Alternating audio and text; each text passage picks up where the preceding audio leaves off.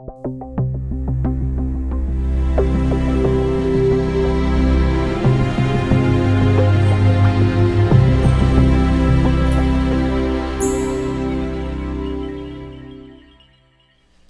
bien, para mí es un privilegio poder seguir con la siguiente lección, es la lección 7 y hoy vamos a seguir a partir del capítulo 22 para llegar del libro de Génesis, para llegar luego en la siguiente lección hasta el final del libro de Génesis, con lo cual habremos cubierto este libro en 8 lecciones. Y bueno, todavía queda más por hacer y más por estudiar, porque quedan otros 4 libros en el Pentateuco que también vamos a mirar juntos. Bien, el capítulo 22 es un capítulo que todos conocemos y de hecho ayer ya vimos algunas cosas relacionadas con ese capítulo. Como hoy, bueno, se dan cuenta, vamos a tener que meter muchos capítulos juntos. No en todas las cosas vamos a poder entrar en muchos detalles y me gustaría mucho que ustedes no perdiesen la idea global. Pero antes de llegar a esto, me gustaría presentar ese tiempo en oración. Señor nuestro Dios, queremos agradecerte de corazón por esa posibilidad que nos brindas de estar estudiando tu palabra. Y te pedimos, Señor, que tú nos ayudes a entender esa palabra, nos ayudes a entender un poco mejor cómo se desarrolla el libro de Génesis para entender lo que nos quieres decir a través de la vida de Abraham, de Isaac y de Jacob.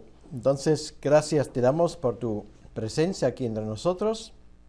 Pedimos que tú nos bendigas y que sea un tiempo agradable y de provecho para cada uno de nosotros. Te lo pedimos, Señor, en tu nombre y para tu honra y tu gloria. Amén. Amén. Lo dicho, estamos con el capítulo 22 y ese capítulo habla de Isaac y habla de su padre Abraham, que recibe de parte de Dios este cometido muy duro y muy difícil. Es una historia que ustedes bien conocen. Ya hemos visto ayer algunos de los utensilios que se usan en ese contexto. Hemos visto más o menos lo que era un cuchillo en aquel entonces. Hemos visto cómo Abraham transportaba el fuego en ese contenedor.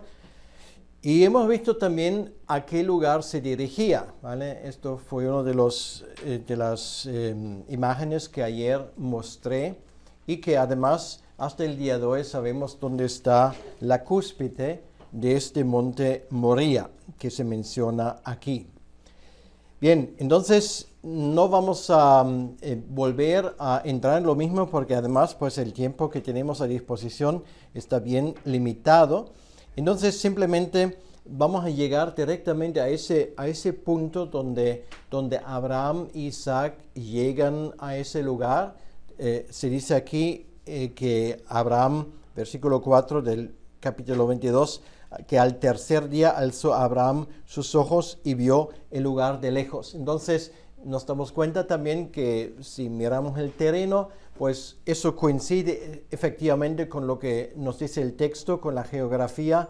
Es que aproximadamente se tarda 2 días en llegar en la zona y el tercer día ya se ve ese monte de lejos. Bueno, no es un monte como hemos visto extraordinario, o sea, no es como el Mount McKinley o algo por el estilo, sino es más bien una colina al norte de este pequeño asentamiento que en aquel entonces se llamaba Salem, que por cierto en el texto no se menciona, ¿vale?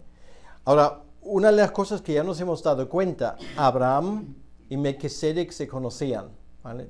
Por lo menos una vez la Biblia nos lo dice, pero ya también hemos visto por las rutas que Abraham tenía que tomar, podemos tomar por sentado de que en varias ocasiones ellos se encontraron, ¿ok?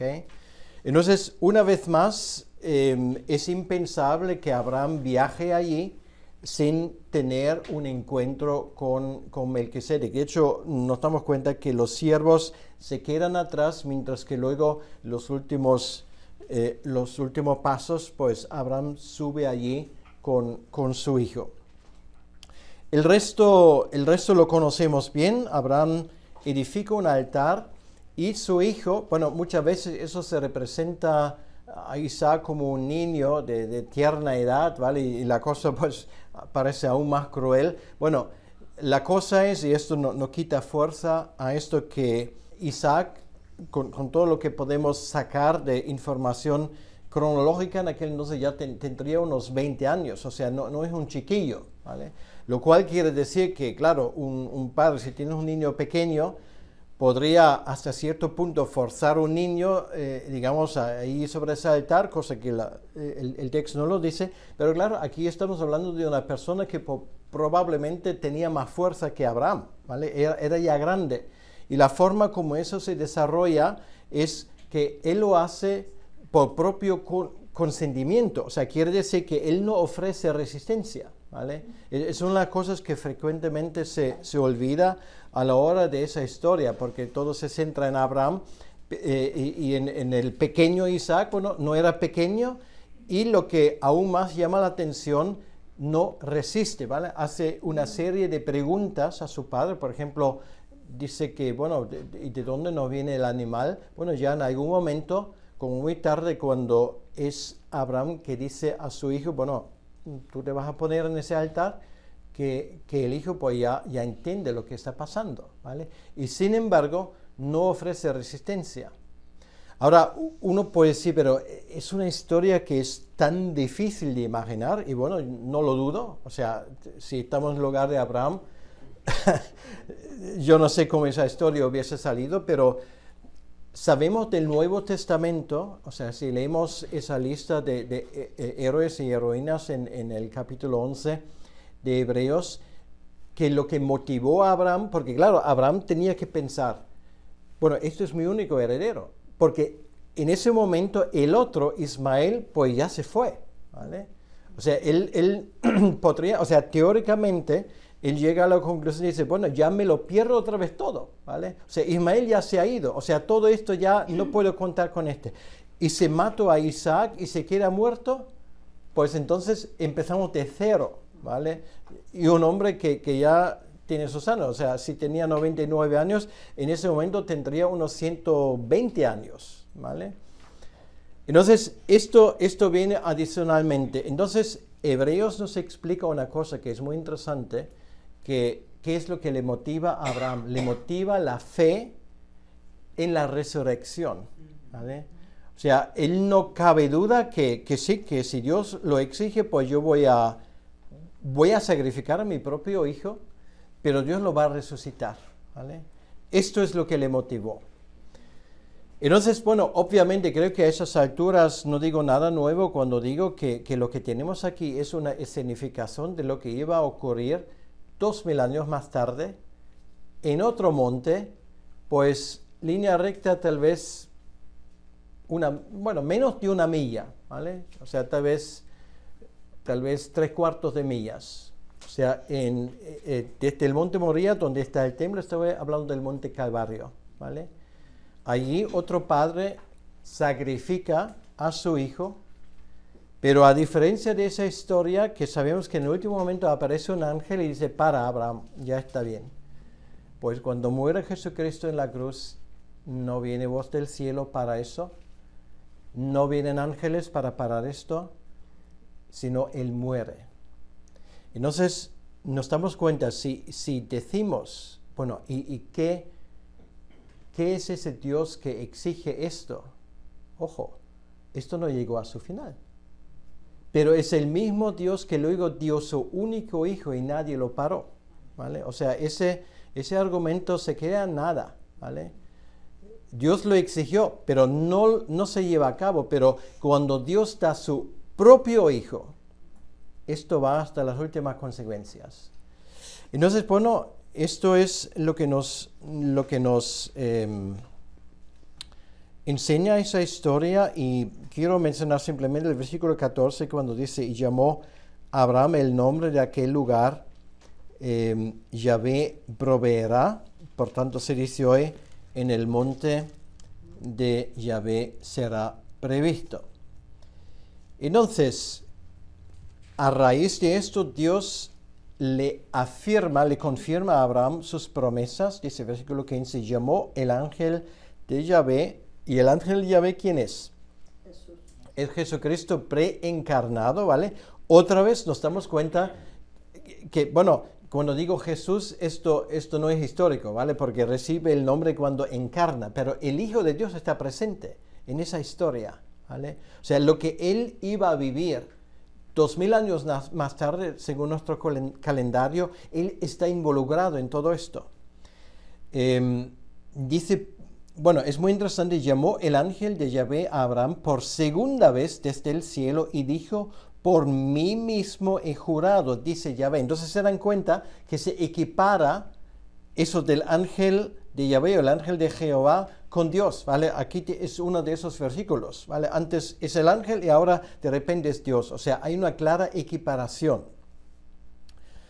Lo cual, por cierto, es un interesante argumento si hablamos con un judío, ¿vale? Porque realmente no tiene explicación para eso, ¿no? Desde luego, ellos no creen que es una persona divina, pero sin embargo el texto lo dice. Entonces dice aquí, por cuanto has hecho esto, no me has rehusado tu hijo, tu único hijo. Ahora, escuchen estos versículos. ¿A qué les recuerda esto? Porque por cuando has hecho esto y no me has rehusado tu hijo, tu único hijo. Romanos 8, ¿vale? Romanos 8, que Dios no ha perdonado o no ¿cómo se dice? Ha orado la vida de su único hijo, si nos ha dado todas las cosas. Eso es la referencia a este versículo. Y luego Dios reafirma esas bendiciones a Abraham, dice, de cierto te bendeciré, y repite lo que Abraham ya había recibido antes, pero Dios ahora repite y reafirma ese pacto. Bien, entonces, para el final de la historia nos damos cuenta cómo ellos vuelven a Beersheba. Yo creo que ese viaje de vuelta fue un viaje bastante más agradable que el de la ida. Eso está claro.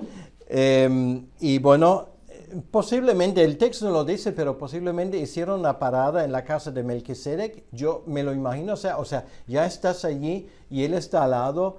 O sea, ¿cómo no vas a visitarle? Bueno, el texto no lo menciona porque además, para el desarrollo del cometido de Génesis, que es llevarnos por ese hilo conductor, esa historia realmente no importa, ¿vale? Bien, entonces, luego, pues digamos una información muy interesante, que luego a Abraham llegan las noticias de que su familia, bueno, no su familia inmediata, sino los que quedaron atrás en Harán, pues también aumentan. O sea, dice, aconteció después de estas cosas que fue dada noticia a Abraham diciendo, y aquí que también Milca ha dado a luz hijos a Nacor, tu hermano, y bueno, aquí vienen una serie de nombres que sería importante para lo que viene después. Por ejemplo, aquí sale Betuel, ¿vale? Betuel luego iba a ser importante con la historia de Jacob, ¿vale? Y bueno, antes la historia de buscar esposa para Isaac. O sea, esa última parte del versículo 22 nos da una pincelada. O sea, de momento hay dos epicentros donde está el pueblo de Dios, el pueblo escogido, pues una base, para decirlo así, está en Harán, y el otro epicentro está donde está Abraham. Pero aún, no hay que olvidarlo, Abraham, y es el texto bíblico, lo enfatiza en varias ocasiones, está allí de forastero, ¿vale? Quiere decir que Abraham no tiene ningún tipo de trozo de tierra que le pertenece a él. O sea, está allí gracias a la buena voluntad de aquellos a los que pertenecen a la tierra.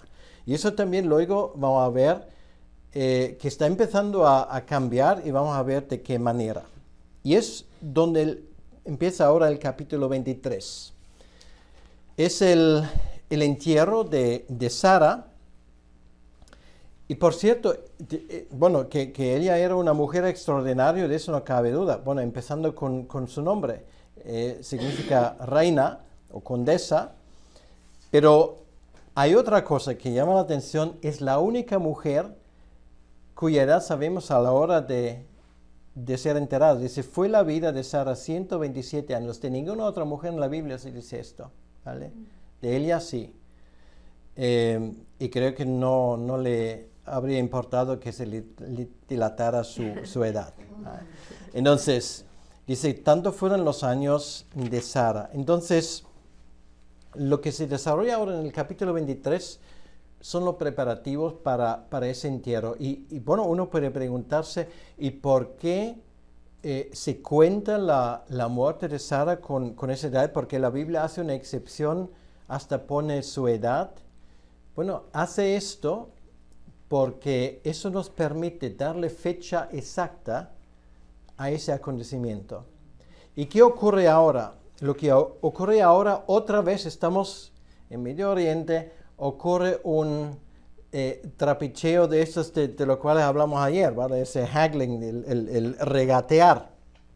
Abraham necesita un lugar donde puede enterrar su esposa. Bueno, allí no valía, digamos, un trozo de tierra, sino, digamos, la costumbre y sobre todo, digamos, una mujer de la categoría de Sara, porque no hay que olvidar que Abraham fue reconocido como, hoy diríamos, como un jeque, ¿vale? O sea, él era alguien en ese país, aunque no le pertenecía nada, pero los que estaban alrededor reconocieron que era un hombre con el cual había que contar, ¿vale?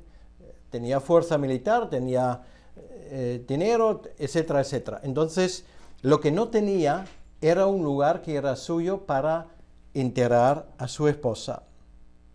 Entonces, bueno, esa historia se desarrolla. Entonces, ¿qué ocurre? Abraham, pues, le dice a los hijos, o sea, a los getitas que están allí, pues, vendedme un terreno, ¿vale? Con una cueva, tenía que haber, pues, algo, se tenía que construir, pero ya un terreno considerable para enterrar allí mi esposa. Entonces, claro, la primera respuesta es, pero vamos a ver, somos amigos, o sea, ¿cómo vendértelo? Esto será un placer para nosotros regalártelo, ¿vale?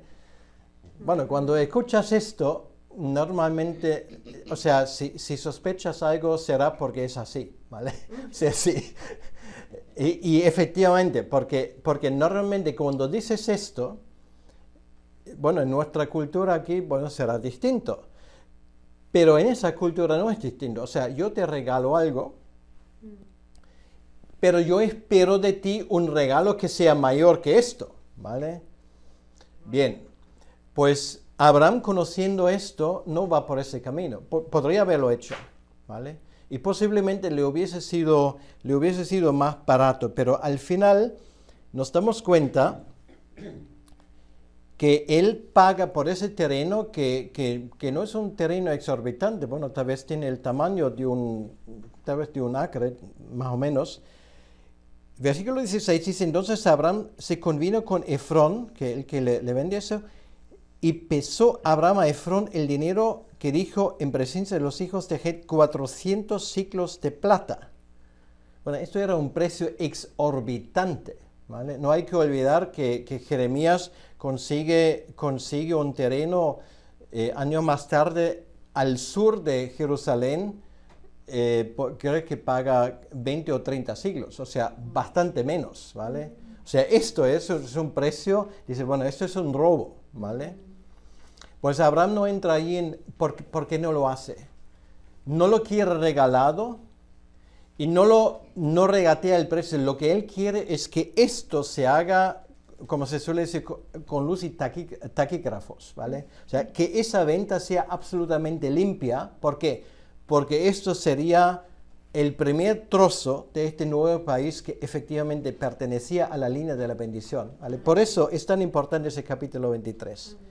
Y hasta el día de hoy uno puede decir, bueno, cuando escuchamos de estas peleas en cuanto a Hebrón y todo esto, bueno, hay un antepasado de Jacobo, que es Israel, que compró ese terreno, ¿vale? Y lo tenemos aquí en la Biblia, si quieres decir, el contrato de compra-venta, ¿vale? 400 siglos de plata, que era un pastón. Pero bueno, por lo menos nadie puede ponerlo en duda. salvo los musulmanes que lo hacen. Entonces, y termina el capítulo: y quedó la heredad y la cueva que en ella había de Abraham como una posesión para sepultura recibida de los hijos de Het. Si llegas a Hebrón, si lo consigues, cosa que ya dije ayer que no es tan fácil, esa cueva está allí, o sea, está debajo de esa mezquita donde también hay una sinagoga, y se sabe exactamente el lugar, ¿vale? Entonces más o menos también tenemos una impresión, lo vimos ayer, cómo hay que imaginarse ese terreno. Bien, ahora el siguiente capítulo, y otra vez aquí no estamos hablando de una biografía de Abraham. La Biblia no es un libro biográfico, ¿vale? O sea, la Biblia en ningún momento pretende dar una biografía completa a ninguno, ¿vale? Solo escoge las partes que son importantes para su cometido. Esto es la llegada del Mesías, ¿vale? O sea, todo depende de eso. Porque claro, ya lo he dicho muchas veces, hay gente que dice, bueno, ¿y por qué no nos cuenta de los chinos? ¿Por qué no nos cuenta, digamos, más historias, lo que pasó luego, después de la muerte? Realmente nos damos cuenta de Abraham apenas ya no se va a hablar mucho, ¿vale? ¿Y por qué no? Bueno, porque Abraham ya ha servido, ¿vale? Y da igual, o sea, bueno, no es que a Dios le dé igual, pero para nosotros lo que necesitamos saber es irrelevante realmente, ¿vale? Y por eso de los últimos 40 años de la vida de Abraham prácticamente no sabemos nada. Bueno, ahora lo que sí sabemos es lo que sigue a continuación, ese viaje a Damasco. Y de nuevo, bueno, ya hemos visto en el capítulo 23 el tema de que hay la primera posesión, ¿vale? Para, si quieres así, el pueblo de Dios, el pueblo escogido, el pueblo de la promesa. Y ahora, bueno, ya es cuestión de encontrar una manera de que esa línea de la bendición siga intacta. Ahora, lo más lógico hubiese sido, y a los geteos les hubiese encantado, si Abraham hace lo que dicen o hacen los reyes en la Edad Media, y bueno, en ciertos casos hasta el día de hoy, ellos todos se casaron entre sí, ¿vale? Pero la cuestión no era amor o que la chica era guapa o el príncipe era un príncipe azul. Esto era irrelevante, ¿vale? El tema era procrear y eran alianzas estratégicas y políticas, ¿vale? Ahora, obviamente si Abraham dice, vale, pues mira, voy a casar a Isaac con una de vuestras princesas, bueno, ellos encantadísimos, ¿vale? Hubiese podido escoger sin problemas y posiblemente hasta le hubiesen rebajado el precio, pero no. O sea, lo que vemos en el capítulo 24 es un capítulo larguísimo donde, como vimos ayer, Abraham toma juramento a su siervo. Bueno, aquí su nombre no sale, pero es de cajón que es Eliezer, ¿vale? En ese capítulo no se menciona su nombre, pero es su criado, o sea, su mayordomo, y le hace esto, y es tan importante que hace el tipo de juramento que ayer expliqué, porque aquí no puede fallar nada, ¿vale? O sea, lo más importante sobre la faz de la tierra ahora es que esa línea de la promesa siga intacta y que se encuentre una mujer en condiciones que creen el mismo Dios, ¿vale? Esto es el tema. Y eso es lo que tenemos en el capítulo 24. Y bueno, ojalá pudiésemos profundizar estos versículos. Es una historia bellísima. Bueno, luego como llegan allí, luego que le invitan que se quede. Bueno, eso es típicamente esa cortesía y digamos, la hospitalidad oriental que se ve aquí. Bueno, la cantidad de oro, la cantidad de todo tipo de ornamentos que él dejó, pues ayer lo vimos un poco. Bueno, esto era mucho dinero, ¿vale? La idea que hay detrás de esto, que en un principio, cuando se casan, y esto solamente fue la primera paga, ¿vale? Para decirlo así, normalmente esa riqueza es para la mujer, ¿vale? Porque si le pasa algo a su esposo, claro, en aquel entonces no había seguro, ni seguridad social, ni nada por el estilo. O sea, si le pasa algo al esposo, él ya puede tirar digamos, de ese oro, de esa plata para poder seguir viviendo en condiciones. Esto era la idea que hay detrás. Entonces, una parte del precio de la novia que había que pagar, ¿vale? Bueno, dice, bueno, te compro una novia, qué cosa más rara. Bueno, hay que ser realista y decir, bueno, no es una esclava, o sea, no es que se compre la novia, pero es la forma de asegurar la continuidad en condiciones de esa chica para que eso también luego forma parte del patrimonio, y si le pasa algo a su esposo, pues ella puede seguir adelante, ¿vale? Y no depende de nadie. En ese sentido, realmente, si lo piensas fríamente, pues la idea no es tan mala, ¿vale? Como la idea no es tan mala que se escoge una novia en condiciones, porque claro, bueno, no quiero entrar en eso, pero si ves a veces como nuestros hijos escogen sus novias, a veces te echas a temblar. Pero bueno, esto no voy a entrar en ese tema. Pues a veces convendría más que los padres llegasen a un acuerdo, pero bueno, no voy dando ideas, ¿vale? Entonces, bien, pues vamos a seguir con el capítulo 25 y ya nos damos cuenta que después de esto, ¿vale? Prácticamente el centro de atención pasa de Abraham a Isaac. ¿Okay? Entonces, bueno, eso termina con el versículo 67, capítulo 24, dice, y la trajo Isaac a la tienda de su madre Sara, y tomó a Rebeca por mujer y la amó. O sea, esto es algo muy bonito, ¿vale? No se lee muchas veces porque, bueno, ese casamiento arreglado, dices, bueno, vete tú a saber cómo eso funciona, pero obviamente nos damos cuenta al final de la historia cuando Isaac ve a la chica, bueno, queda encantado, ¿vale? O sea, todo ese viaje ha sido un éxito rotundo. Tomó a Rebeca por mujer, la amó y se consoló Isaac después de la muerte de su madre. Bien, pues ahora nos damos cuenta como Abraham se casa de nuevo, en ese caso con otra mujer cuyo nombre era Cetura. Los que salen de allí, bueno, nos damos cuenta, algunos nombres son curiosos, por ejemplo, Madián, ¿vale? Ese Madián, que era uno de los hijos que sale de ese matrimonio, luego da nombre a una región que es Madián, ¿vale? Precisamente. Bueno, aquí se lo ponen, bueno, eso forma parte de esa promesa de Dios que la descendencia de Abraham pues será grande. Bueno, en el sentido biológico, y esto es la menor parte, ¿vale? Pero también él es padre de muchos hijos y reyes, pero luego también, obviamente, eso ya lo he explicado en el sentido metafórico, o sea, quiere decir que todos somos hijos de Abraham por la fe, dice Gálatas 3:29. Y todo esto se especifica aquí en el capítulo 25, y luego estoy siguiendo las grandes líneas. Nos damos cuenta de una cosa que, bueno, de ese matrimonio también, bueno, salen hijos y son gemelos. Bueno, voy a leer solamente ese pasaje, que es el versículo 24 del capítulo 25. Dice, cuando se cumplieron sus días para dar a luz, y aquí había gemelos en su vientre, y salió el primero rubio, y era todo velludo, con una pelliza, y llamaron su nombre Esaú. Bueno, Esaú, es curioso, hay una palabra sear en hebreo, Esaú, significa eso, peludo, ¿vale?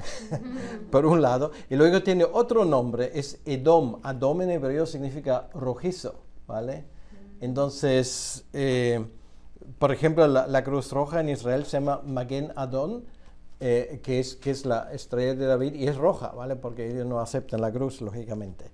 Pues ambas cosas se reflejan en ese nombre de este chico.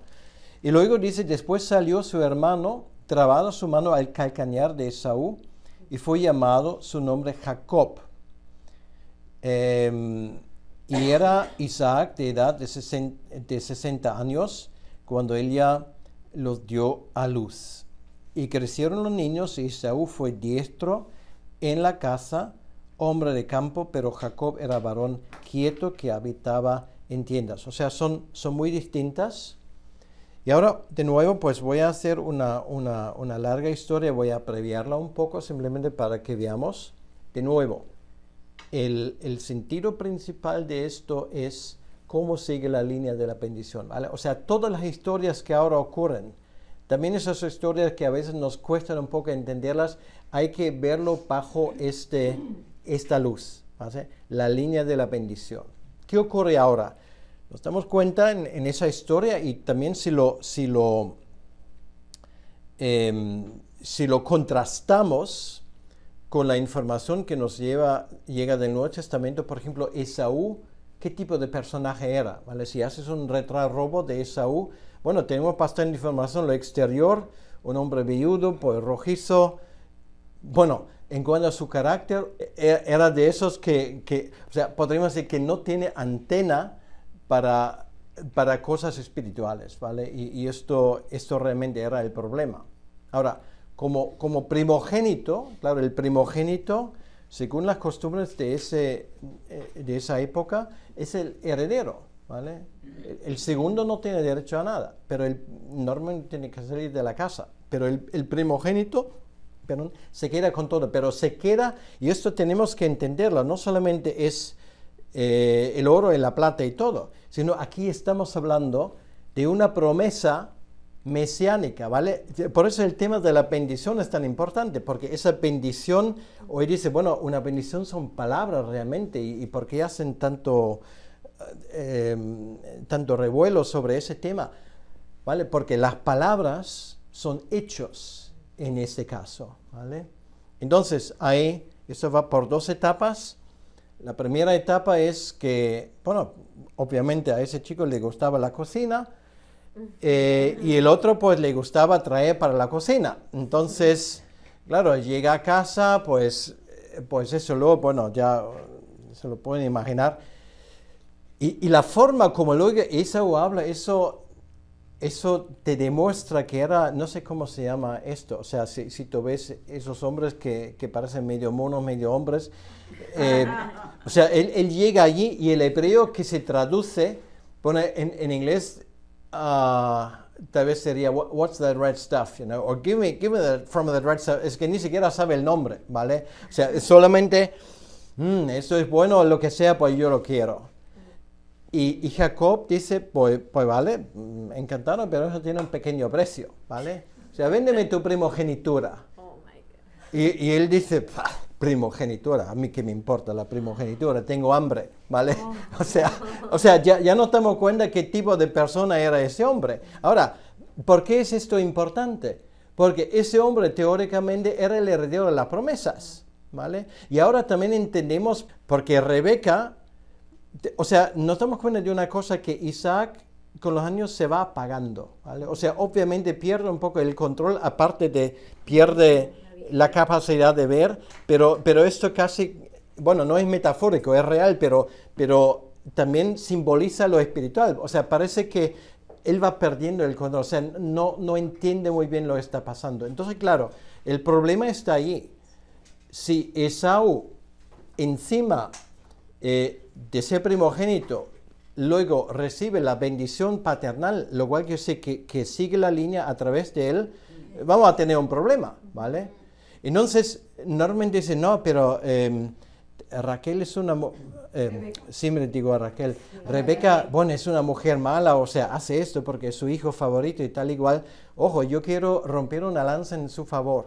Es una mujer que entiende lo que está pasando, ¿vale? Y se da cuenta que a través de ese chico no va a salir nada bueno. Claro, es su madre y le ama, todo lo que tú quieras, pero aparte de eso se da cuenta de que este hombre no tiene futuro, ¿vale? Y luego viene la segunda cosa. Bueno, conocemos la historia, lo de la casa, etcétera, etcétera. Como con la ayuda de la madre engañan a Isaac, ¿vale? Que ya está ciego y no capta bien las cosas. Y ahora encima recibe la bendición paternal, ¿vale? Que, claro, puede decir, bueno, podría haberlo retirado y dicho otra vez. No, esto no se podía. O sea, son las reglas. Eso lo pronuncias una vez y es como si tienes una pistola con una bala, si lo tira, pues ya está. No hay una segunda. Entonces, ocurre lo mismo aquí. Con la ayuda de su madre, recibe no solamente la primogenitura, sino también recibe la bendición paternal. Con lo cual, obviamente, se monta una en casa, ¿vale? Porque ya en un momento determinado, hasta el más bruto, pues entiende lo que se cuece ahí, nunca mejor dicho. Entonces, claro, le quiere matar, ¿vale? Entonces, otra vez, que vemos ahí detrás, los intentos de Satanás de cortar esa línea. El hecho es que la historia sigue a través de Jacobo. Jacobo tiene que salir porque si se queda ahí en casa, pues su hermano es capaz de matarle, como ya ocurrió hace tiempo en la historia de Abel y de Caín. La misma historia, o sea, tiene uno que es bruto, que solamente piensa en sí, que no tiene antena para cosas espirituales, y el otro que de verdad está bajo la benevolencia de Dios. Bueno, luego Jacobo tiene que salir y va al norte, ¿vale? Es el único lugar a donde iba a ir, porque allí está, ¿se acuerdan? La otra pata de esa familia. Se va para allá, al norte, Harán, es donde están sus familiares. Bueno, está bien recibido ahí en la casa y obviamente, bueno, es un chico que tiene edad para casarse y entonces la cuestión es que, bueno, ya que está aquí, pues aquí hay dos chicas que tienen esa edad. Bueno, todos conocen la historia, ¿vale? Una parece que cuando Dios repartió la belleza se olvidó decir estoy aquí. Entonces, pues un poco, bueno, no, en fin. Pues seguramente era una chica muy buena, pero no la más guapa. Pero claro, es que Jacobo quería la otra. Y bueno, ya sabemos cómo sale la historia. O sea, él que ha engañado, pues también le ha engañado como un chino, se dice en España. O sea, obviamente no recibe la chica que quiere, pues recibe la otra. Y no voy a entrar en todos esos detalles, pero al final, bueno, luego consigue también la otra. Y finalmente, después de 20 años, ¿vale? Esto es el tiempo que está fuera de casa, pues vuelve otra vez a casa. Bueno, uno se pregunta ahora, bueno, entonces, tiene dos mujeres. Bueno, antes teníamos la historia de Abraham con un chico que viene de una esclava. ¿Cómo es esto? ¿Por qué Dios lo permite? ¿Vale? Ahora, de nuevo, hay que decirlo, y lo vemos muy claramente en el libro de Génesis, dice que un hombre tiene que tener una mujer, ¿vale? Por lo tanto, no es lo que Dios tenía en mente. Bueno, se hizo porque era la costumbre, ¿vale? Y una vez más nos damos cuenta que también el pueblo de Dios no está exento de eso, ¿ok? Y nos damos cuenta que realmente estar casado con dos mujeres, pues la cosa no era tan fácil, ¿vale? Realmente, pues trajo un montón de problemas. Entonces, Dios lo permite, y una de las razones, claro, nosotros no podemos ver la mente de Dios, porque lo importante es que en ese caso, lo que era necesario también era cantidad. Ahí tenía que crecer un pueblo, no lo olvidemos, ¿vale? Ahora, esto no excusa que Dios nunca había previsto el matrimonio de esa manera, pero bueno, lo tolera cara a esto, ¿vale? Entonces, finalmente, Jacobo vuelve. Bueno, no he hablado de la historia en el camino allá, pues tiene esa visión de los ángeles. Bueno, hay muchas cosas que ocurren, pero bueno, lo mismo digo de nuevo, vamos a seguir las grandes líneas maestras.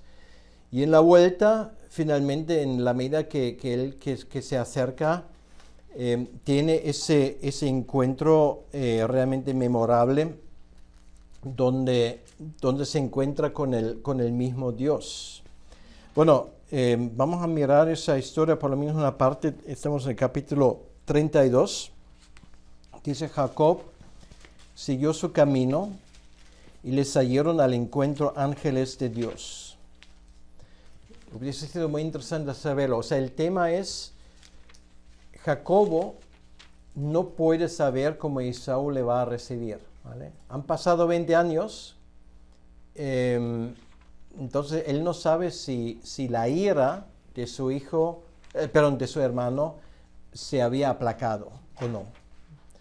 Entonces él tiene que contar con el hecho de que su hermano aún le guarda rencor. Entonces lo primero que vemos aquí, tiene compañía, ¿vale? Están los agentes secretos de Dios, los ángeles cuidándole, y luego él envía mensajeros por delante, ¿vale? O sea, claro, él no podía mandarle un mensaje de SMS o de WhatsApp. Manda mensajero, versículo 3, delante de Esaú, su hermano, a la tierra de Seir, campo de Edom. O sea, ¿se acuerdan de esa montaña que vimos el otro día? Pues es la zona, ¿vale? Que hoy está en Jordania, donde estaba Esaú. O sea, Esaú se había apartado del lugar donde había estado Abraham, ¿vale? No está allí, está en algún lugar en el desierto. O sea, quiere decir que en ese momento la tumba de Sara está sin atender, ¿vale? Por lo menos no tenemos constancia. Él no está en ese sitio, ¿vale? Y Jacobo está en otro sitio. Entonces, versículo 4, y les mandó diciendo, así diréis a mi señor Esaú. Es curioso, dice mi señor, ¿vale? Dice, o sea, obviamente la forma como se expresa es una forma de respeto. Él no dice, bueno, granuja ciego que no se entera de nada. Dice, mi señor. Bueno, eso ya suena de otra manera. Así dice tu siervo Jacob, con Labán he morado y me he detenido hasta ahora. Tengo vacas, asnos, ovejas y siervos y siervas. Y envió a decirlo a mi señor para hallar gracia en tus ojos. Bueno, luego la historia se desarrolla de tal manera que la respuesta que él recibe de parte de su hermano es una respuesta positiva, ¿vale? Incluso él le invita, mira, podemos vivir juntos, ¿vale? ¿Qué te parece? Que, bueno, pelillos a la mar, pues empezamos de cero y vamos a estar juntos. En mi casa es tu casa y todo lo que tú quieras. Y Jacobo dice no, ¿vale? Yo voy para otro sitio. De hecho, él va al sitio donde estaba Isaac, donde estaba Abraham, ¿vale? O sea, él ahora asume que esto es la zona donde Dios quiere que él esté. Y él deja allí a Esaú en el desierto. Es curioso que luego no se tienen noticias que los dos se vuelven a encontrar, ¿vale? O sea, no hay guerra, pero obviamente no hay una amistad o una cosa que salen todos los fines de semana a hacer un picnic juntos o algo por el estilo. No, o sea, ponen tierra por en medio y ya nos damos cuenta que obviamente en ese sentido Jacobo es sabio en lo que hace, ¿vale? Entonces aquí hay un encuentro ahora que es muy interesante que tiene Jacobo. Bueno, voy directamente, voy hacia el final del capítulo. O sea, lo que hace Jacobo, él ya envía varias comitivas, ¿vale? Esto va de forma escalonada. Envía a sus mujeres, sus hijos, los siervos con los regalos para Esaú y al final él se queda solo. Y él les dice, bueno, decirle a mi hermano, versículo 20, capítulo 32, diréis también, he aquí tu siervo Jacob viene tras nosotros, porque dijo, apaciguaré su ira con el presente que va delante de mí, y después veré su rostro, quizás le seré acepto. Pasó pues el presente delante de él, y él durmió aquella noche en el campamento. Y se levantó aquella noche, y tomó sus 2 mujeres, sus 2 siervas y sus 11 hijos, y pasó el vado de Jaboc. El Jaboc es un río, bueno, más bien un riachuelo afluente al río de Jordán, que seguramente en aquel entonces tenía más agua que lo tiene hoy. Y dice, los tomó pues e hizo pasar el arroyo a ellos y a todo lo que tenía, y él se queda allí solo. Y ahora tiene un encuentro realmente muy misterioso, dice versículo 24, así se quedó Jacob solo y luchó con él un varón hasta que rayaba el alba. Y cuando el varón vio que no podía con él, tocó en el sitio del encaje de su muslo y se descoyuntó el muslo de Jacob mientras que él luchaba. Y dijo, déjame porque raya el alba. Y Jacob le respondió, no te dejaré si no me bendices. Entonces, esa historia es muy interesante, ¿vale? Había un momento cuando Jacobo salió y habló con Dios, él se dirigió a él como el Dios de sus padres. O sea, él no, parece que Jacobo en aquel momento no tenía una relación especial con Dios, ¿vale? Era más sensible, pero las cosas que pasaron, nos damos cuenta que eso ya luego le hace madurar, ¿vale? Y este es el momento decisivo. O sea, lo que tiene que poner en orden es su relación con Dios. Y esa lucha, bueno, ¿quién es ese hombre? Bueno, es el ángel del Señor, ¿vale? O sea, no es otra cosa que de nuevo Jesucristo preencarnado, ¿vale? O el Hijo de Dios si queremos.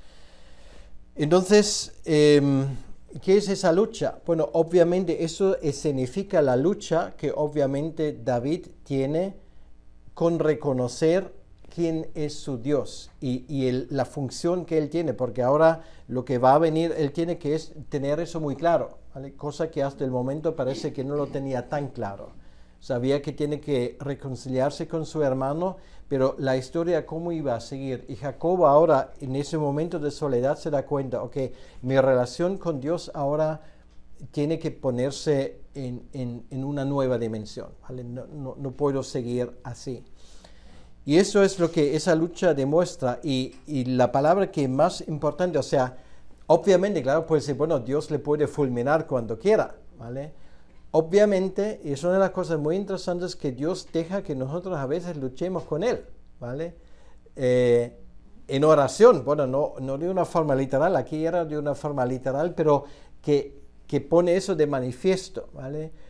¿Quién no se acuerda de esa oración muy famoso de John Knox, Señor, dame Escocia o me muero, ¿vale? Es que a veces hay esos momentos donde realmente quieres agarrar a Dios para decir, bueno, Señor, dame lo que te pido porque eso es lo que tiene que ser. Y al Señor le gustan ese tipo de oraciones, ¿vale? Si Él te pone esto en el corazón, como en el caso de John Knox, o como en este caso, Señor, no te apartes antes de haberme bendecido, yo no quiero seguir ni un paso sin tu bendición. Eso demuestra que algo ha pasado, ¿vale? Entonces aquí nos damos cuenta que obviamente la cosa ya es distinta. Y ese varón le dice, bueno, por cierto, sabemos que es un ángel, que es el ángel del Señor, creo que es un pasaje en el libro de Miqueas, ahora no estoy muy seguro dónde, pero ahí dice explícitamente que era un ángel que luchó con él, ¿vale? Entonces el varón le dijo, ¿cuál es tu nombre? Y respondió Jacob. Y el varón le dijo, no se dirá más tu nombre Jacob, sino Israel, ¿vale? Es el momento cuando él recibe ese nombre que luego va a dar nombre a todo un pueblo, ¿vale? Allí se menciona por primera vez Israel, porque has luchado con Dios. O sea, esto es lo que es la raíz en hebreo de ese nombre. Luchador de Dios o el que ha luchado con Dios. Y luego dice, porque has luchado con Dios y con los hombres y has vencido. Bueno, con los hombres ha luchado bastante, ¿vale? Ahora ha luchado con Dios, pero no por razones egoístas, sino para recibir su bendición. Entonces, esto es la cosa decisiva. Entonces Jacob le preguntó y dijo, declárame ahora tu nombre. Y el varón respondió, porque me preguntas por mi nombre. Y lo bendijo allí. Entonces llamó Jacob el nombre de aquel lugar Peniel, porque dijo, vi a Dios cara a cara y fue librada mi alma. O sea, él se da cuenta que esto no era un cualquiera, esto era Dios. Bueno, el Hijo de Dios, pero esto Jacob aún no podía entender. Bueno, luego la historia como se encuentra con su hermano. Y ahora, antes de de entrar en el último tramo, que será la historia de José, que vamos a dejarlo para la próxima lección, nos sale capítulo 34. Y el capítulo 34, de nuevo, nos damos cuenta que el ambiente no está bien, ¿vale? Quiere decir, ahí está, bueno, los hijos de Jacob crecen, cada uno se dedica a sus cosas, eso es un clan muy unido en ese sentido, nos damos cuenta de ello. Y en un momento nos damos cuenta de que además de 12 hijos, pues tiene una hija, ¿vale? Que también se menciona que es Dina, y solamente voy a leer los primeros versículos. Dice: salió Dina, la hija de Lea, la cual ésta había dado a luz a Jacob, a ver a las hijas del país. O sea, bueno, tenía amigas allí. Y la vio Siquem, hijo de Hamor. Por cierto, Hamor significa en hebreo asno. O sea, yo no sé quién pone un nombre así a su hijo, pero bueno. Vio Siquem, hijo de Hamor, Ebeo, príncipe de aquella tierra, y la tomó y se acostó con ella y la deshonró. O sea, estamos hablando de una violación, obviamente. O sea, no tenemos ahí los detalles de cómo llegó a hacer esto, pero obviamente nos damos cuenta de una cosa. Estamos otra vez a punto de ver que ese clan, ¿vale?, que es el portador de la promesa, está a punto. Bueno, aquí vemos un acontecimiento donde corren peligro otra vez de perder su identidad, ¿vale? Porque no hay que olvidar, están ahí ahora, no es uno, no son dos, sino ahora son 12, ¿vale? Más una hija. Entonces, ¿con quién se van a casar? ¿Vale? O sea, luego vas a mandarlos todos al norte o vas a dejar que pasa esto, lo que pasa aquí, en ese caso con la chica, o que los chicos luego se casan con una princesa cananita. Entonces, claro, ¿qué pasaría? Entonces, ¿vale? Esto es ahora, la familia crece y, bueno, ya basta si tienes un hijo que tiene problemas innumerables, ahora imagínate con 12, ¿vale? A ver si se encuentra una esposa idónea. Y la cosa realmente nos damos cuenta que no va bien. Entonces, primeramente, bueno, parece que llegan a un acuerdo, que ellos sí se ponen, pero bueno, luego entran a saco, matan a mucha gente, y todo esto ya es la primera confrontación bélica, ¿vale?, del pueblo de la promesa con los lugareños, ¿vale? Entonces ya te puedes imaginar que esto puede traer bastante problema, porque Jacobo al final, cuando él se da cuenta de lo que han hecho sus hijos, dice el versículo 30 del capítulo 34, entonces dijo Jacob a Simeón y a Leví: me habéis turbado con hacerme abominable a los moradores de esta tierra, ¿vale? El cananeo y el fereceo, y teniendo yo pocos hombres, se juntarán contra mí y me atacarán, y seré destruido yo en mi casa. O sea, esa acción no bien pensada de los hijos, de 2 de sus hijos, surge la cuestión, entonces, ¿cuál será nuestro futuro en esta tierra? ¿Vale? Porque una vez ahí tenemos toda una ciudad aniquilada, ¿vale? Entonces, claro, los cananitas, ¿qué van a hacer? Bueno, ya puedes imaginarte, van a esperar su momento y vengarse, es lógico, ¿vale? Entonces, esto ya de entrada es lo que está pasando. Luego, el capítulo 35, vemos finalmente otra cosa que le trae tristeza a la vida de Jacobo, y esto es la muerte de su mujer, bueno, favorita, que es la que amó desde el principio, que es Raquel. Y dice, versículo 19, así murió Raquel y fue sepultada en el camino de Efrata.